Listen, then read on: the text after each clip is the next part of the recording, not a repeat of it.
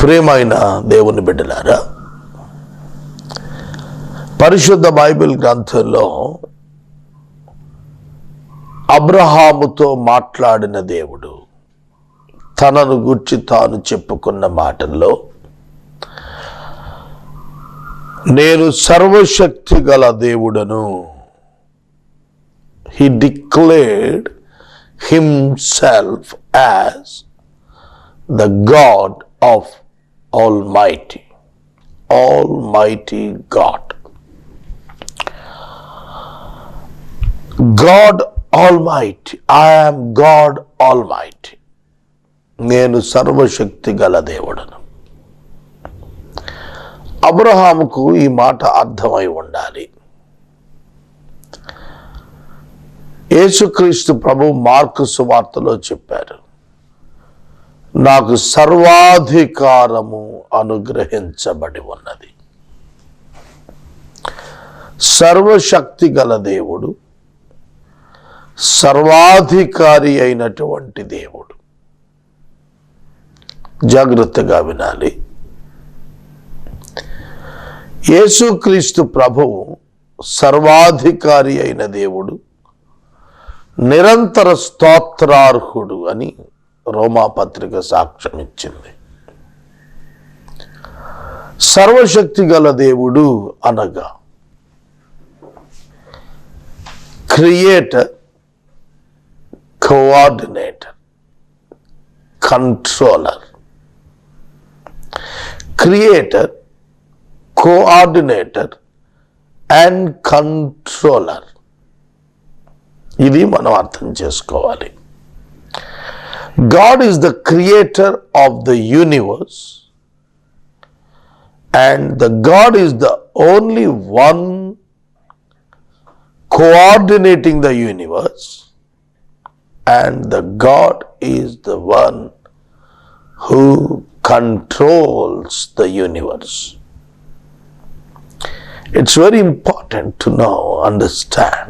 ఇది చాలా ప్రాముఖ్యం, మనం తెలుసుకుని అర్థం చేసుకోవాల్సింది ఉంది. Authority of God and the power of God, the strength of God must be understood. దేవుని శక్తి, దేవుని అధికారము, దేవుని యొక్క బలము మనము తెలుసుకోవాలి. దేవుడు అర్థం కాకుండా బైబిల్ అర్థం కాదు. బైబిల్ అర్థం కాకుండా దేవుడు అర్థం కాడు.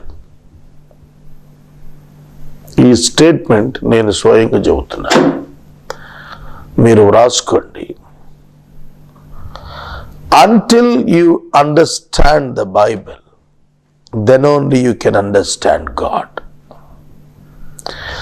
Until you understand the God, then only you can understand the Bible. It is mutual. It is mutual. ఈ రెండు కలిసి ఉంటాయి. ఒక నాణ్యానికి బొమ్మ బొరుసున్నట్లు దేవుని తెలుసుకోవాలని ఎవరనుకున్నా ఒకటే మార్గం Bible. There is no other way.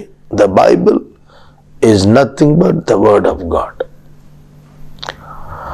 దేవుని వాక్యము తప్ప దేవుడెవరో తెలియచేయదు. దేవుని వాక్యము తప్ప దేవుడు ఎవరో తెలియచేయువారెవరు లేరు. దేవుడు తప్ప దేవుని వాక్యాన్ని గ్రహింపచేయగల వారెవరును లేరు. కావున ప్రభువు చెప్పారు, కుమారుడు బయలుపరిస్తేనే గాని తండ్రిని, తండ్రి బయలుపరిస్తేనే గాని కుమారుణ్ణి అర్థం చేసుకోలేరు, గ్రహించలేరు, తెలుసుకోలేరు. కావున బైబిల్ గ్రంథంలో దేవుడు అర్థం కావాలంటే మీకు వాక్యము తెలియాలి. పరిశుద్ధ బైబిల్ గ్రంథం మానవ చరిత్రలో దేవుడు, మానవ చరిత్రలో దేవుడు ప్రత్యక్షత తెలుసుకోవటమే. That is the uniqueness of the Bible. దేవుడు ఎవరు? దేవుడు ఉన్నవాడు, దేవుడు సృష్టికర్త, దేవుడు సృష్టి నిర్మాణకుడు, దేవుడు సృష్టి నిర్వాహకుడు, దేవుడు సృష్టి నియంత్రికుడు. సృష్టి నియంత్రికుడు. ప్రియమైన దేవుని బిడ్డలారా, అబ్రహాముతో దేవుడు మాట్లాడుతున్నప్పుడు, అబ్రహామా, అబ్రహామా, నేను సర్వశక్తి గల దేవుడను, నా సన్నిధిలో నడుస్తూ నిందారహితుడుగుండు. సర్వశక్తి గల దేవుడు తన సన్నిధిలో నడుచుటకు అబ్రహాముకు సావకాశం ఇచ్చాడు. What a great God and his plan. What a great plan. ఎటువంటి ప్రణాళిక అండి దేవుడు మన కొరకు ఇస్తున్నది. అట్టి గొప్ప దేవుని వెలుగులో నడుచుట ఎంత ధన్యత. అట్టి గొప్ప దేవుని ఎరిగి ఉండుట ఎంత ధన్యత. అట్టి మహోన్నత దేవుని చేత ఎరగబడుట ఎంత గొప్ప ధన్యత. What a great privilege to be known by God himself. దేవుడు తనంతట తాను అబ్రహాము దగ్గరికి వచ్చి మాట్లాడుతున్నాడు. అబ్రహామా, నువ్వు నా సన్నిధిలో నిందారహితుడిగా జీవించాలి, నా సన్నిధిలో నడు, నిందారహితుడు అయ్యుండు. దేవుడు మనుష్యుల నుండి కోరుతున్నది ఏమిటి? Walk before him and unblemish. It's very important. It is God's mind. దైవ చిత్తం ఏమిటంటే మన జీవితాల్లో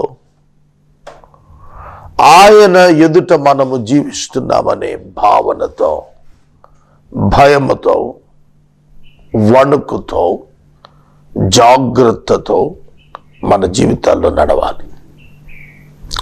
అదే మనం నేర్చుకోవాల్సింది. ఎందుకంటే He is able to watch your inner heart. నీ అంతరంగము యొక్క లోపలి భాగాన్ని నిశితంగా చూడగలిగినటువంటి వాడు ఒక్క దేవుడు మాత్రమే. నీ అంతరంగంలోనికి మరొకడు తొంగి చూడలేడు. నీ అంతరంగములోనికి వెళ్ళి చూడగలిగిన వాడు దేవుడు మాత్రమే. Even Satan cannot enter into the heart of man. సాతానుడు కూడా హృదయములోనికి వెళ్ళి అది ఏమై ఉన్నదో, లోపల ఏమున్నదో తెలుసుకోలేడు. No one knows about the heart of the man. ఏ మానవుడు కూడా మరొకరి హృదయాన్ని ఎరుగడు. ఒక్క పరిశుద్ధుడైన దేవుడు యెహోవా మాత్రమే. అదే లక్షణము యేసుక్రీస్తునందు వ్రాయబడింది. ఆయన అందరి హృదయములను ఎరిగిన వాడు గనుక ఎవరికి తనను వశము చేసుకును అవకాశం ఆయన ఇవ్వలేదు. ఆయన అందరి హృదయాలు ఎరిగినవాడు. It's very important. సర్వశక్తి గల దేవుడు అంటే ఇతరులు చేయలేనటువంటిది చేయగలిగినవాడు. The whole creation is created by God himself. దేవుడు తానే ఈ సృష్టిని నిర్మాణం చేశాడు. ఇందులో దేవుని యొక్క మహాజ్ఞానము, ఆయన లక్షణములు కనిపించేటట్లుగా ఆయన సృష్టిని నిర్మాణము చేశాడు. చాలా స్పష్టముగా ప్రభువు రోమా పత్రిక 1వ అధ్యాయములో స్పష్టముగా వ్రాయించాడు. సృష్టిని చూచినప్పుడు దేవుని యొక్క అదృశ్య లక్షణాలు మనకు తెలియచేయబడతాయి. చూడండి, రోమియోలకు పరిశుద్ధుడైన పౌలు రాసిన మొదటి లేఖ 1వ అధ్యాయము 19వ వచనం. ఎందుకనగా దేవుని గూర్చి తెలియశక్యమైనది ఏదో అది వారి మధ్య విషదమై ఉన్నది, దేవుడు అది వారికి విషదపరచెను. For his invisible attributes, namely his eternal power and divine nature, has been clearly perceived ever since the creation of the world, in the things that have been made, so they are without excuse. అర్థమవుతుందా? So that they are without excuse. అర్థమవుతుందా? వారు నిరుత్తరులైపోయారు. ఎవరు ఇందులోంచి escape అవ్వరు. Everyone should know attributes of God. దేవుని యొక్క గుణ లక్షణాలు, అదృశ్య లక్షణాలు ప్రతి ఒక్కరు తెలుసుకునేటట్లుగా, ఎవరు మిస్ కాకుండా తెలుసుకునేటట్లుగా దేవుడు తన యొక్క అదృశ్య గుణ లక్షణాలు, నిత్య శక్తి, దైవత్వం, నిత్య శక్తి, దైవత్వము, eternal power and divine nature. The eternal power of God and the divine nature of the God was revealed to the humanity in creation. సృష్టిని సృష్టించినప్పుడే దేవుడు తన అదృశ్య లక్షణాలు మనుషుల కంటికి కనపడనివి, నిత్య శక్తి, ఇటర్నల్ పవర్, నిత్య శక్తి మరియు దైవ స్వభావం, దేవత్వం. జగదుత్పత్తి మొదలుకొని సృష్టించబడిన వస్తువులను ఆలోచించుట వలన తేటపడుచున్నవి. ఆలోచించుట వలన have been clearly perceived. ఆలోచించుట వలన, పర్సీవ్ చేయటం వల్ల, తెలుసుకున్నట వలన, అధ్యయనం చేయటం వలన దేవుడు అర్థమవుతున్నాడు. సూర్యుడిని చూడండి, చంద్రుడిని చూడండి, నక్షత్రాలు చూడండి, భూమిని చూడండి, సముద్రాన్ని చూడండి, ఆకాశాన్ని చూడండి, నీటిని చూడండి, గాలిని గురించి ఆలోచించండి. ఇవన్నీ కూడా మనం కనుక ఆలోచించటం ప్రారంభిస్తే we can understand easily that there is some great eternal power and divine nature.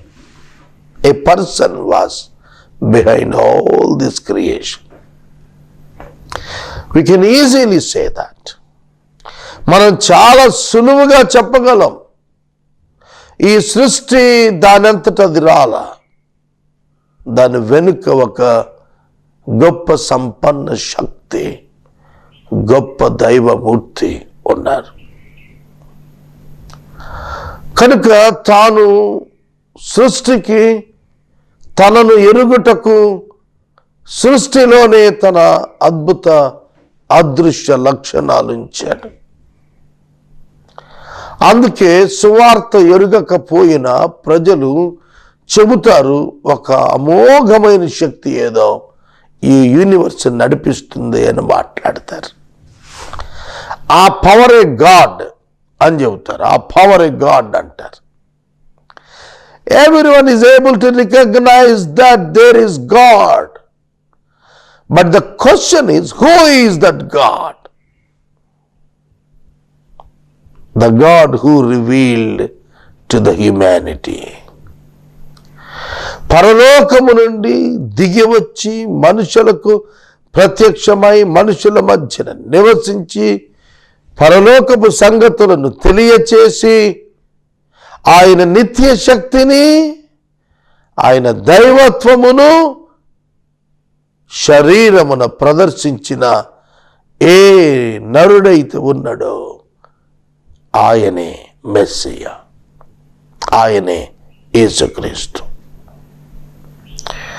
దేవుడు అనగానే మనం సాధారణ అభిప్రాయంలో నిత్య శక్తి, దైవ స్వభావం గురించి ఎవరికి వారే తమకు తోచినది మాట్లాడుతున్నారు. మంచిది. ఆ వ్యక్తి ఎవరు? అది కూడా అధ్యయనం చేయాలి. ఆ కోణంలో అధ్యయనం చేస్తే సర్వశక్తి గల దేవుడు ఎవరు అనగా, the one who revealed himself to the first man to you today. ఆదామును మొదటి మానవుని నుండి ఇప్పటి వరకు నీ వరకు కూడా ఇదిగో నేనే ఆ సర్వశక్తి గల దేవుడను, ఆ సర్వాధికారి అయిన దేవుడను, ఆ తీర్పు తీర్చు దేవుడను, ఈ సృష్టిని నడిపిస్తున్న వాడను అని సాక్ష్యము ఇవ్వగలిగిన వ్యక్తికి జీవించినది ఎవరు? ఒక్క యేసుక్రీస్తే. ఒక్క యేసుక్రీస్తే, అంతకంటే ఎవరు లేరు. సహోదరుడా, సహోదరి, ఈ క్రీస్తు ప్రభువు సర్వశక్తి గల దేవుడు అని చెప్పుటకు దేవుని యొక్క సింహాసనము నుండి ఆయన దిగి వచ్చినట్లుగా